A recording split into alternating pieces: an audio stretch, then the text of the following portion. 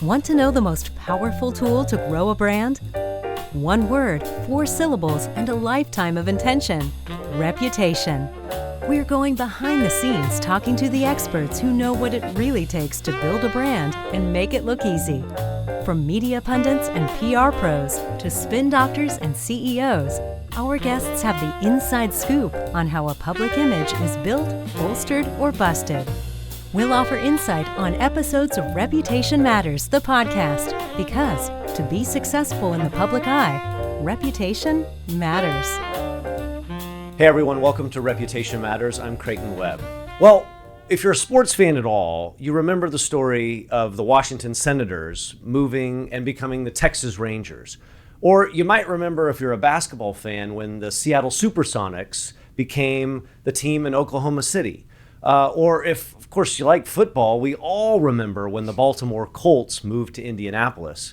We're shooting here today from Dallas, Texas, so we especially remember when the Minnesota North Stars became the Dallas Stars hockey team. But a lot of us, when it comes to golf, don't necessarily know where our favorite golfers hail from, whether it's Scottie Scheffler or Tiger Woods, although actually I know Scottie Scheffler is from Dallas because we're shooting from Dallas. And what about the organizations behind all these teams? Well, today on Reputation Matters, our guest is the quote-unquote father who brought the PGA to Frisco, Texas. David Ovard, thank you for joining us today. Thank you. Thank you for having me. You've got a great story. You're an attorney by trade, work for Clark Hill in Frisco, Texas. And in a moment, we're going to get to the story of the dad who brought the PGA to North Texas. But you grew up in a family that knew politics. Right. Your dad was a judge. Tell us your story, and how was image an important part of your upbringing? How did you think about it? Boy, that's an interesting question. Back then, so my father ran for judge back in 1978. And back then, technology was not what it is today. So you did yard signs. He drove big fire engines with signs on them, and you did phone banking, and you went and you did phone calls, and you walked neighborhoods. There was no social media. There was none of that stuff. And so your reputation grew from where you lived and what you did and how you did it, and then it expanded from there. But there was a lot of DIY projects in politics, as you know. And really, it was the amount of effort. So the first time he ran, we campaigned for a full year. And I mean every weekend for a year. And when you say campaign, like what was involved with that? It was building tens of thousands of yard signs. Back then, you could put them up in intersections. Back then, it was Wild West. You could do whatever you could do. Yards. There was a big florist, McShann Florist, that's well known in Dallas, and they would let us use their business was to call people and take phone calls and phone orders. You didn't have the internet, so they took orders over the phone, and that's how they dealt with customers. And they would allow us to go up and use their phone facilities for phone banking, and then we walked neighborhoods, and I mean, for months and months, we would walk neighborhoods and go knock on the door and give out cards and answer questions and do all that stuff. I believe it to be easier today with social media and email and text messaging and all that kind of stuff. But how you did all of that, and then more importantly, of course, is how you do your job, right? So let's say you're running for office and you get in there. If you don't do a good job, then it doesn't really mean much next time around. So you've got to do a good job. But getting your name out there, getting your reputation out there, letting people know how you feel about things, what your honest views are, and how you're going to do the job, and then doing it in that world is how you build your reputation. Yeah, much smaller stratosphere, right? In that you were word of mouth, right, and dependent upon your community, and then also, I would imagine, traditional news media absolutely still has a tremendous amount of power, but it was the only outlet then. Yes.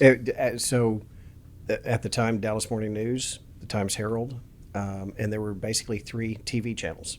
And what those folks had to say about you was incredibly important. Usually whoever received the endorsement of the newspaper usually won. That's right. If people didn't know you, if people just didn't have a clue, they would go and grab the newspaper, and whoever the newspaper endorsed, that's what they do. So as the son of a judge, but a politician because he had to run, Were you aware of your dad's image, of his reputation? Did that impact you at all, or was it not that? At first, no, because I was 8 years old. Yeah. And so you go to all these functions and you're looking at the lights and the photographers and all that kind of stuff, and it's foreign to you.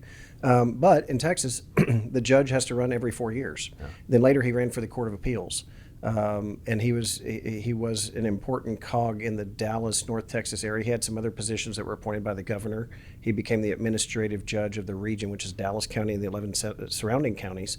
And he was sort of the judge of the judges. Mm-hmm. And then my granddad ran for state rep. So we did it all over again.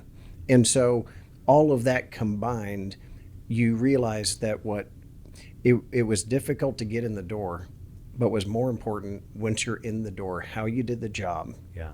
The quality of your work, the quality of the person that you are, how you communicated with people, in explaining your reasoning. If you agreed with somebody, fine. If you didn't, at least explain where the difference is and try to work with people. I'll give you an example. So there were some politicians that my dad and those other folks did not agree on some things. But Dad went to them and said, we're never going to agree on these particular issues, but there are so many other things that we can do that are really good things for our community. Let's do those. Let's get those done. And so when Dad passed, a lot of those folks actually named a courtroom after him because he was willing to go do those things that at least where we can make some good, positive front row motion. Yeah. So how did this activity in your childhood and growing up inform your worldview and your decisions as a father, as an attorney, as it relates to, it's a simplicity to say reputation is important. I needed to have a good reputation in order to get clients, of course. I got to win in court. That impacts my reputation. But it's more sophisticated than that, isn't it? It is. So Dad, everybody knows about Dad because of his politics and his judgeship. My mom was a banker, and she wrote loan and credit policies for a bank back when women didn't have a lot of those types of jobs, and it was considered to be a man's world. Mm-hmm. And she really, really believed that where there is a will, there is a way. I was not allowed, my sister and I were not allowed to use the word can't in our household. It was forbidden. I didn't use I never said I can't until I was 16 years old, and I got in trouble for that. So I really believed growing up that if you want to achieve something, there is a way. And if there's a way, if you work hard enough, you can do it. And that's just how whether that's right or wrong, that's just how I was raised. And I've sort of always believed that. Yeah. I think it's kind of fun to live that way, actually. So fast forward, you grow up in Dallas, 2004, you and your young family at the time move up to Frisco, Texas. 2017, Frisco is named the fastest growing city in the United States. I believe in 2020 it was called the fastest growing city in Texas. Right. And you have now been dubbed in all this media coverage over the last 3 years as the father, as the dad who brought the Professional Golfers Association to Frisco, Texas. How did you do that? Well, there's a lot to it. So first you should know, everybody should know that my wife, Ren, is a social dynamo. And I tell people, I know a lot of folks, she knows everybody. And that's not a joke, and she really does, and she works very hard at it.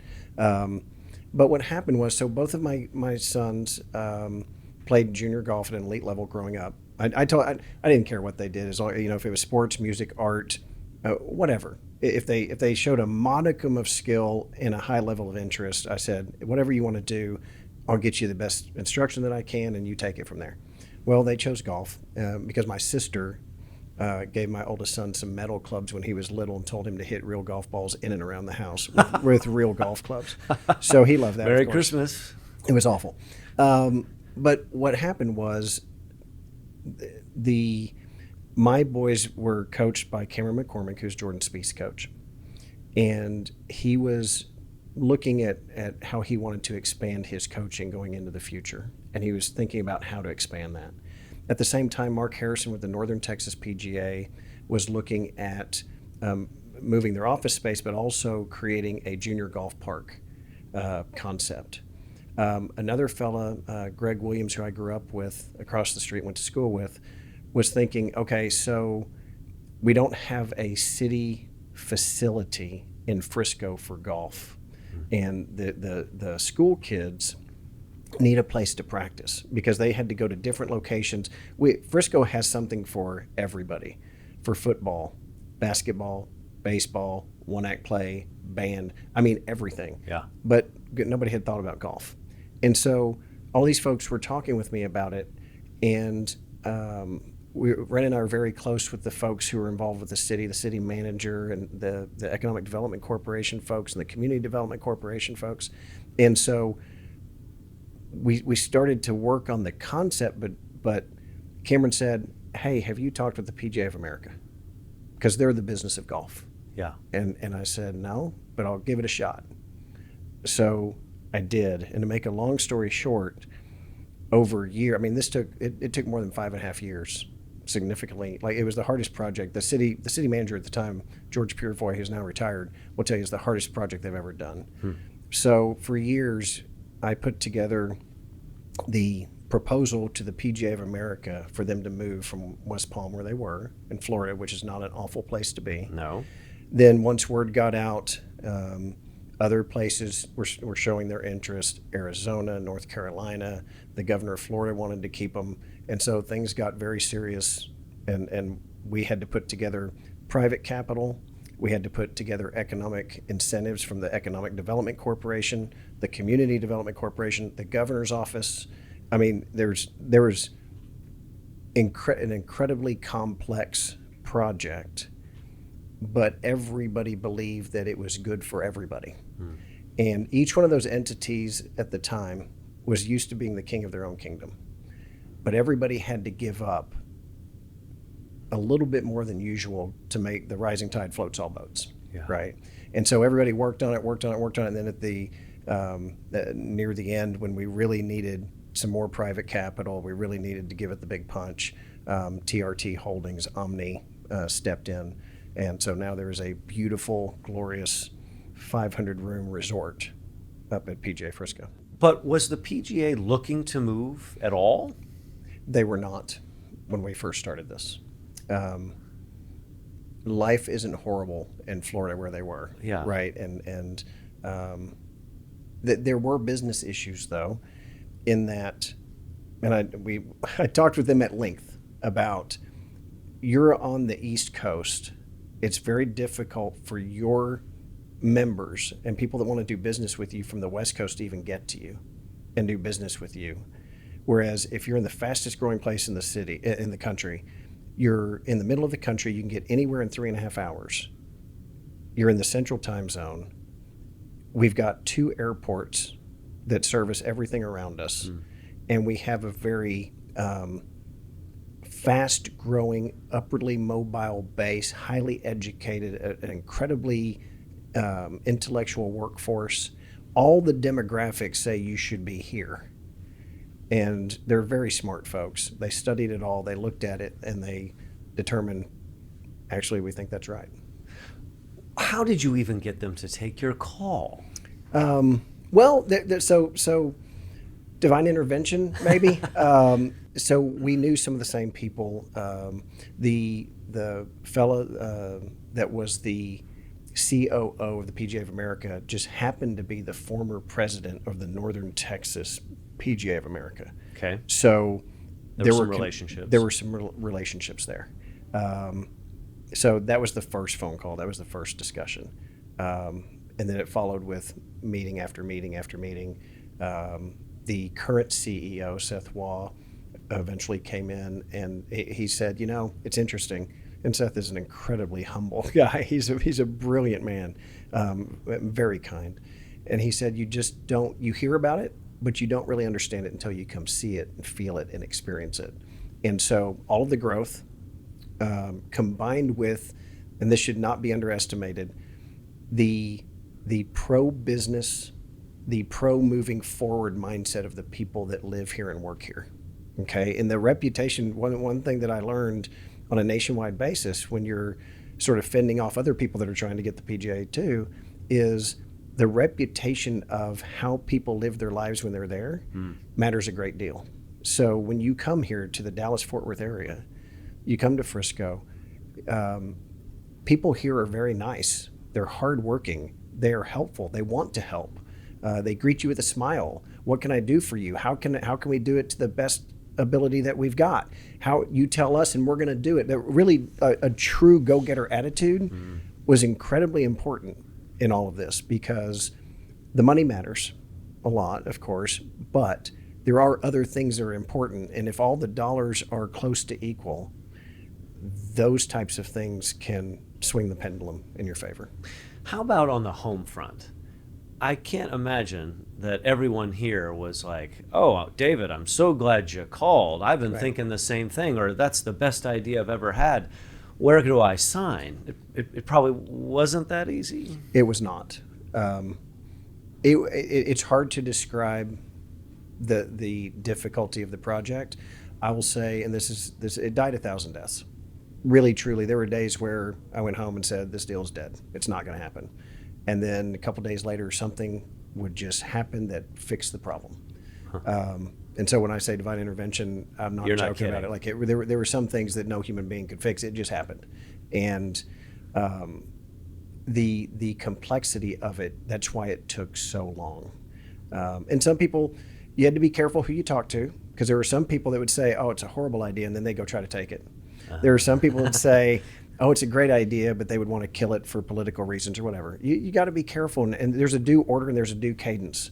And I would say that putting all the pieces together is one thing, navigating the personalities and making it so that everybody ends up working together when that wasn't necessarily the feeling at the outset, that's a true challenge, and that takes a lot of work. Now, the land wasn't just sitting there either. I mean, there is some open land in Texas, right? We pray not everybody comes and buys it all up. Right. But that wasn't a foregone conclusion either. What can you tell us about actually getting the land where the headquarters and the 2 or 3 golf courses that accompany it are there? So the land is its own book. It's its own movie, right? There's different parts of this project that could be its own book or movie. The land was one of them. So there were 2 sites in Frisco that theoretically could have worked. One was the old Exide site that has been an issue for a long time. It was a battery plant, and the lead and issues like that turned trash into treasure, and that's worked in other places. But because there were issues with that site that just didn't work. So then we went up north, and there was a fellow named Bert Fields who started North Dallas Bank and Trust. He's no longer with us, but he was in the beginning. And Bert had vision, and he purchased land up in Frisco and other places years and years and years ago. And most of Frisco is flat ranch land. I mean, there was just nothing on it. This particular piece of land, though, has topography on it. It's got a creek rolling through it. It's got it's a great piece of land. It was a working ranch, but it had hills and movement and trees and water. And when everybody got there and we got out of the truck, everybody went, yes, this can be a championship facility. And the idea was not only to have a wonderful golf course, but to have a truly major championship golf course. So there's 2 golf courses. There's a par 3 course as well. There's the championship course, which is called the East Course. It tips out at over 7,800 yards and is all-you-can-eat golf. So the Senior PGA Championship was just held there. The KPMG Women's PGA Championship will be held there in 25. The Men's PGA Championship will be held there in 2027. There will be events in between those as well, along with the Junior PGA League being there and being on ESPN, sort of like the Little League World Series. And then you run that cadence again, do that again, and then at the end of that, the idea is all goes well, Ryder Cup in little old Frisco, Texas, and at the end of that process. Wow. So the world is coming. The world is going to see it. And was the PGA already in before you identified the land, or was it the land part of the salesmanship to the PGA? It was part of it, and the leadership had the vision to see it. Like it's beautiful land, and so they understood it. But we needed to get the board out there, and so that was a whole nother. So they've got a large board. They all fly in. We have to get a big bus and we have to drive out there, and it had rained, and so you're trying to get this bus onto a hill that overlooks, and the bus driver said, I can go no further, we're going to tip over. And we said, okay, everybody out. And so we had a big group meeting out on the hill overlooking hundreds of acres. So Bert, this is pretty interesting. So Bert had 2,900 acres. That piece of property is 2,900 acres. Golf, between the courses, the par 3 course, there's a district with retail and food, the Omni Resort, all of that together is 650 acres-ish. The rest of it now is the Fields project, which is known as the Fields, which is going to be developed with housing, multi-use living, live, work, play, offices, all that great stuff. But it's going to be developed in a world-class way, right? Like to the highest standard, which is really exciting. But what probably would have taken 25 years to develop is now all being developed. Like it's full bore ahead. So let me go back to where I started. How did you do it? And what did you learn? And what would you do different next time? Man, okay, so those are loaded questions. So back to where there's a will, there's a way. I really have always believed that.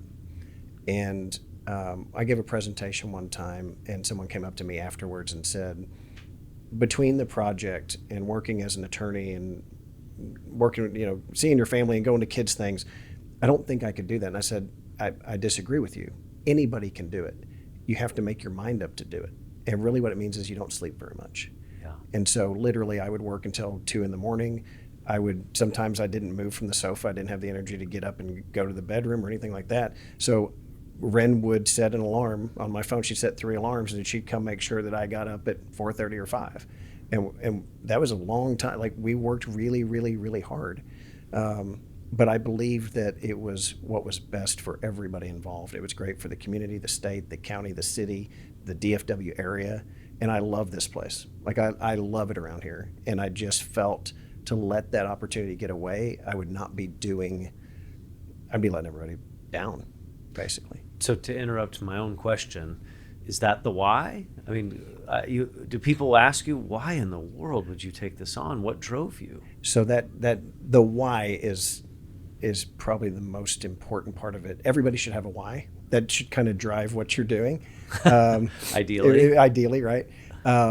So back to my dad and my granddad and my parents. They had their whys, and they were sort of legendary in what they did. And they did it for the right reasons, and it was good for the community. And my dad was very, very highly regarded as a judge, but more so as a human being. Yeah. And I wanted there to be some type of legacy that I did something well for everybody.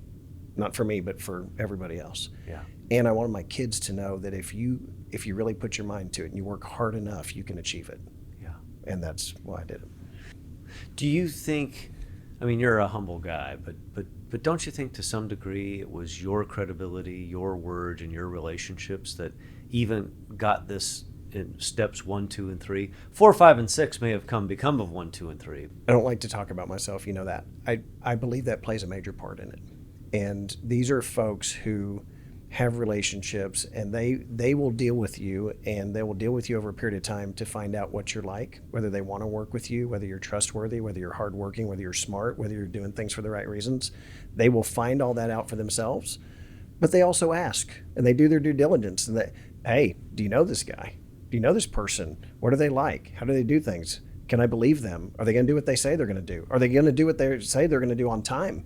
Right? I mean, right. All those things that people that are trying to get things done, they take I think there's a misperception out there that successful people they have it handed to them, or they're bad people, or what. Most of these folks are very hardworking, very kind, very intelligent, and they want to make sure that they have as much as humanly possible covered. And they work very hard at it. And that means making sure that I was going to do what I said I was going to do. And there were times where I had to say, this is going to happen. And I had to mean it, and it had to happen. And if it didn't happen on time, the project dies. That was definitely part of it. Let's talk about the reputation of golf.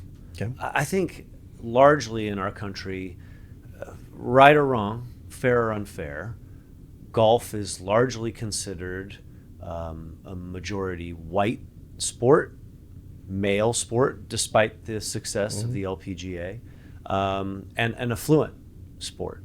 Is that fair? Is that accurate? I think that it's had that reputation as a fair statement. Is it accurate? I think historically it was, not so much anymore. So I will tell you, for anybody who really takes this seriously, the amount of conversation over numerous years about how to grow the sport, what that means, and how that benefits everybody was absolutely essential to all of this. And the discussions over how do we get more minorities involved? How do we get more women involved? How do we get more girls involved? So in golf, the number one growing demographic is women and girls. College golf, the number one unused scholarship money so far, but that is going down, has been women's golf. That demographic is absolutely just blowing up. Women have taken to the sport. They love it, and they're getting their girls involved. And it's one of the coolest things. Part of the project up there's an area called the dance floor, and it's a massive putting green, I think 2 acres. It's huge. And you'll go out there, and so there's every element. You have the private club, and you have that stuff, but the facility itself is open to the public, and they can come, they can play the par 3 course, they can putt on the big putting green for free. They don't have to pay anything. They can just go out there, and you see kids rolling around on the ground and doing probably my kids, just playing, probably most of our kids. But the number one growing demographic that you notice out there are women and girls. The one of the big topics of conversation too was how to make the sport more accessible. And in doing the research, there's actually a surprisingly large number of places that are affordable, and I'll even say it, cheap, to play golf. Dallas has a bunch of really great municipal golf courses. It's the time. Right? Not many people have 5 hours to go play around a golf. And so one of the big things was, take basketball for the example. You come home, you go out in the driveway, and you shoot some hoop with your kid. Yep. And you play for 20 minutes, 30 minutes. And people say, what do you do after work? I played some basketball. Your dad of the year. I didn't have to go to the gym, and we didn't have to get a referee and have a full team and do all that kind of stuff. So how do we do that with golf? Yeah. How do we get kids, clubs into the hands of kids that can't afford them? Those things already exist, and people do a great job. It's getting those folks to the place in a time-efficient manner.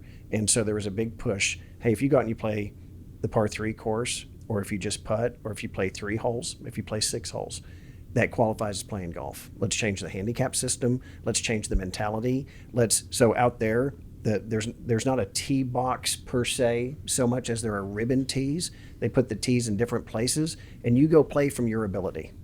And there's been a massive effort to welcome everybody and go play and have fun. Don't take it so seriously. The par 3 course has speakers and lights, and they play music, and you can go out there and there's a tequila truck out there. I mean, it is welcoming to everybody. The formality of it, of golf, has really scared people in the past. Top Golf was a huge education to everybody. Go have some fun, hit a ball, who cares? Right. So as much as possible, take that attitude and put it in a facility that has a major championship golf course, and let's see what happens. How are you advising the PGA and folks involved in golf in general about its reputation and role in our society today? So on an ongoing basis, I think that is pretty much covered. But we're all, when you go through the pain that we all went through together, you're friends with these folks, you're close with these folks, and we all know each other, and we're all very close. But you also don't want to see it slip away. No, that's right. That's right. The PGA of America has a firm commitment to do those things that they talked about, and they're doing it. So and that was built into the facility, and it's built now into their business model, right? So when you go up there and you see people from all walks of life commingling together and playing with each other, and that those core concepts that were discussed and put into the project are actually being enforced and used on a daily basis, you feel great about it. What about your reputation? How has this, I mean, again, great You're a person of great humility, a successful attorney. How has this endeavor impacted your reputation locally, nationally? There's been a lot of exposure. I don't normally talk about things that I've worked on. This one I'm proud of, though. It was very, very difficult, and it took a lot of grit. And so there has been exposure for that, and people will call me and say, how can we do this? And sometimes it's golf, sometimes it's not, right? There are the complexities of it, the legal side, the economic incentive side, the private capital side, that all the pieces have to go together. Sure, they can apply to a golf project, but they do apply to other projects as well. Yeah. And so sort of like this conversation that we're having, how'd you do it? What worked well? In our particular project that's different, what should we change? How should we approach it differently?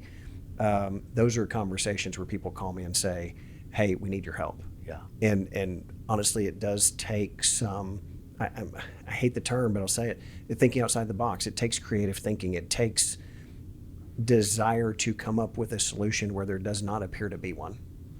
And you have to stick to it, and you have to really analyze it and think about it and try it. Oh, that doesn't work, so now we're gonna pivot, and now we're gonna pivot again. But if you keep after it, the vast majority of the time you can get there.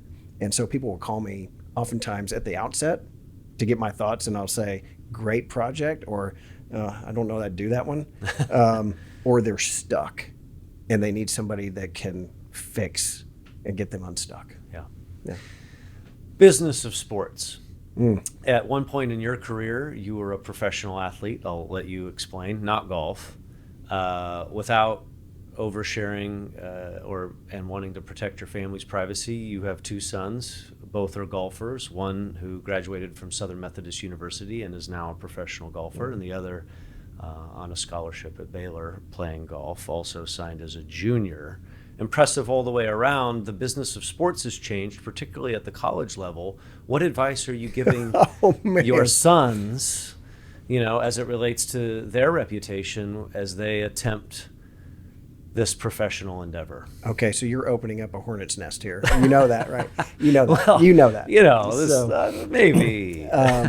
So the oldest one, he's an adult now. So Dawson. It was funny when he was being recruited. One of the schools that recruited him was Auburn, and we went on the visit, right? And there's the big football game, and the players go down, and they're on the field next to the football players, and the Bo Jackson's walking around, and Dawson says, "Hey, can we go over there and talk to them?" And one of the guys on the golf team at the time said, "Hey, man, remember, we're just the golf team. Those guys, they're paying for our scholarships. So you got to know your pecking order and what's going on." But especially at Auburn, perhaps. especially SEC, Big 12, et cetera. I actually have been incredibly interested in all of the changes in college sports. So I was a college athlete. I saw people that could not afford to. They're a scholarship athlete, but they could have no money on the side. They couldn't work on the side during the school year, and guys that couldn't afford to take somebody on a date to the movies. They would take their street clothes and put it in their uniform so they get them washed for free, stuff like that. And you'd be surprised, some of these guys were people that their jersey was being sold across the country for millions of dollars. Wow. And they were told, well, you're getting a scholarship, that's enough. That I had an issue with. And I'm sort of a free market person. If you produce something of great value, you should be compensated accordingly. And so I thought that the NCAA, and I probably get in trouble for saying this, but I thought that the NCAA could have handled things better.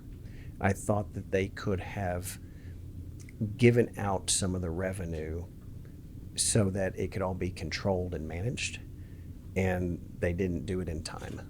So it probably would have gotten there, but they took too long, and so somebody went to court and changed the entire system. Whether that's good or bad, I don't know. I think it benefits the student athletes that put their heart and soul into things for years and years and years, and they may not go pro, or they may only go pro for a little while. And if they're producing incredible amounts of revenue during that time, they're grown adults, right? Yeah. I mean, and so I do believe they should be compensated more than just their scholarship, because I think it's fair. Yeah. So back to your boys and the advice that you give them. as it relates to their public image, as it grows both on the professional level as well as the college level. What advice are you giving them? Wow. So we're very blessed. Our son, I'm not just saying this, like our kids are good. They're good people. That helps. And so it's been pretty easy for us. But nowadays with social media, and I'm sure we're not the only ones, other people are telling their kids this too. Don't do anything you don't want the world to know about. Social media, you literally can be broadcast worldwide in 60 seconds. But more importantly than that, do everything to a high level of excellence. But remember, being a good person comes first and foremost. All right, let's go to our lightning round. Okay. Oh my. Besides the PGA courses in North Texas, your favorite golf course? In Texas, Escondido. Outside of Texas, Pebble Beach. Favorite golf club? You're a new golfer, I understand, right? I'm not good at golf, but I love it. I love it. Favorite club? But so I'm going to say Club 1916. That's the new club at PGA Frisco. Okay, actually, I just meant the club in your bag. Favorite club. Favorite club in putter for sure. Okay. Putter. Favorite golf movie? Caddyshack. Okay. Yeah, sorry. No, I think 10 Cups right up there. Yeah. Favorite television attorney show? I'm gonna show some age here. The young folks won't know this one. Perry Mason. Yeah, of course. Favorite attorney movie? Favorite attorney movie? To Kill a Mockingbird. Oh, wow. Good one. For those who have a chance to visit Frisco, Texas, what's your favorite restaurant? You get yourself in trouble for this one, I suppose. I could. I'd have to ask Ren that. Okay, I'll tell you. You want to phone a friend? So does it have? So I'm going to say Cowboys Club. Okay, Dallas Cowboys Club. Mm-hmm. Yeah, that's the thing a lot of people don't know about Frisco is the Cowboys are there. They are. FC Dallas, huge sports franchise city. Okay, here we go. Favorite subject in school? Math. What'd you major in college? Economics. Favorite holiday? Christmas. Favorite hobby? My favorite hobby is watching my kids play golf. You did play sports in college and were a professional athlete. You never told us what it was. So. I played volleyball and I ran track and cross country my first year, and I switched to volleyball, and I played some pro beach volleyball fresh out of college At University of Texas. University of Texas. No small deal. Yes, Favorite guilty pleasure? Wake surfing. Oh, nice. Good for you. Favorite consumer brand? What type of product? Any product? Any product. BMW. Okay. Good. Favorite day of the week? Friday. Your hidden superpower, hidden talent? Grit. If you could pick one person, alive or dead, that you could meet for dinner, who would it be? Jesus. David Ovard, father of two, the dad who brought the Professional Golfers Association to Frisco, Texas. Thank you for being our guest on Reputation Matters. Loved hearing your insights, your advice, and your counsel, as always. And thank you for joining us. We'll see you next time. We hope you've enjoyed this episode of Reputation Matters. Find us at sunwestpr.com or your favorite podcast streaming service. Until next time.